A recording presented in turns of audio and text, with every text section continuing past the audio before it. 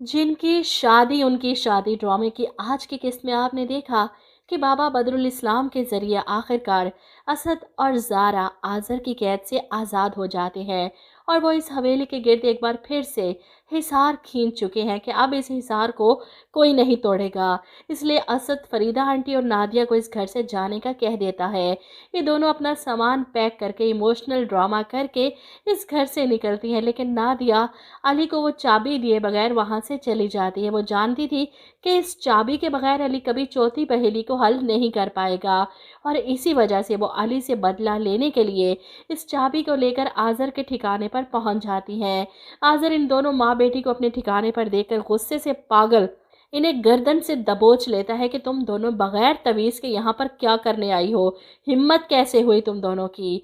और ऐसे में नादिया आज़र से कहती है कि मैं आपकी मदद करने आई हूँ। वो चाबी दिखाती है आज़र को, जिसे देखकर आज़र की आंखें फटी की पटी रह जाती हैं। इसी चाबी का जिक्र कर रहा था अली। वो नादिया के हाथ से ये चाबी पकड़ने की कोशिश करता है तो नादिया फौरन हाथ पीछे कर लेती है। इस वक्त ना इसके और ना ही इसकी माँ के गले में तावीज़ है, फिर भी वो आज़र से पंगा ले रही है। वो आज़र से वादा करती है कि ये चाबी तुम मेरे पास रहने दो, इसके ज़रिए मैं चौथी पहेली हल करके तुम्हें तुम्हारा हथियार दूंगी और बदले में जो मैं चाहूँगी तुम्हें वो करना होगा। इसकी बात सुनकर आज़र हंसता है कि तुम मुझसे डील करना चाहती हो, जिस पर नादिया कहती है कि ये चाबी लेकर तुम उस हथियार तक क्या पहुंच पाओगे।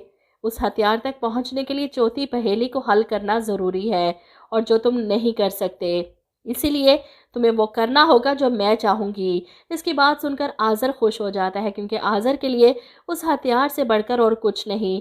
नादिया आखिर इससे क्या ही मांग लेगी। जैसा कि कल के रिव्यू में मैंने बताया था कि नादिया अब बदला लेगी अली से, लेकिन सामने आज़र है, वो इन दोनों माँ बेटी पर नज़र रखे हुए है, इनकी हर बात से वाकिफ़, कहीं ये दोनों इसे धोखा ना दे जाएं। नादिया जो प्लानिंग करके बैठी है कि इस तरह अली के ज़रिए वो इसके दादा की डायरी में लिखी पहेली हासिल करके चौथी पहेली हल कर सकती है, क्योंकि ज़ुबानी ऐसी पहेली याद नहीं और इतनी लंबी मुश्किल पहेली वो अकेली हल नहीं कर सकती अली के बगैर। वो इस चाबी का क्या करेगी, इसलिए वो फैसला करती है इस सब के लिए वो अली को बेवकूफ़ बनाएगी। अपनी सोच में गुम पलट कर खड़ी होती है तो सामने आज़र को देखकर एकदम से डर जाती है।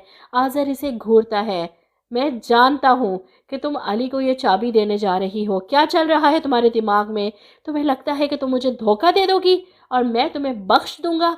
इस हथियार तक तो तुम्हें हर हाल में पहुंच ही जाऊंगा।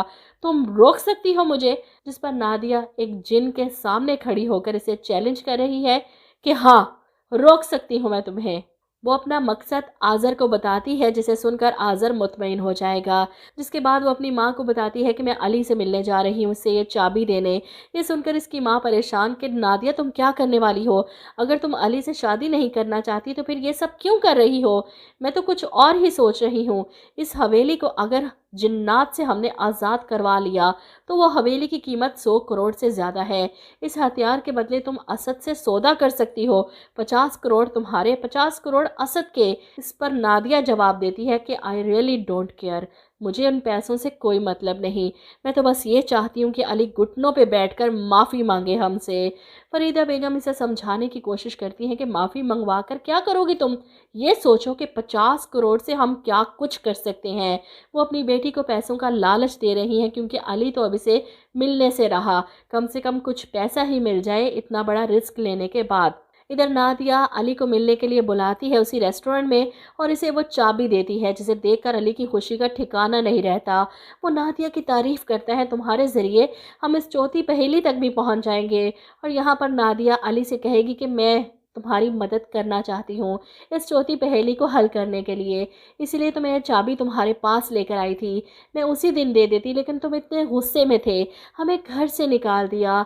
जिस पर अली माजरत करेगा कि Nadia I am really very sorry, तुमने इतनी मदद की हमारी, मुझे ऐसा नहीं करना चाहिए था।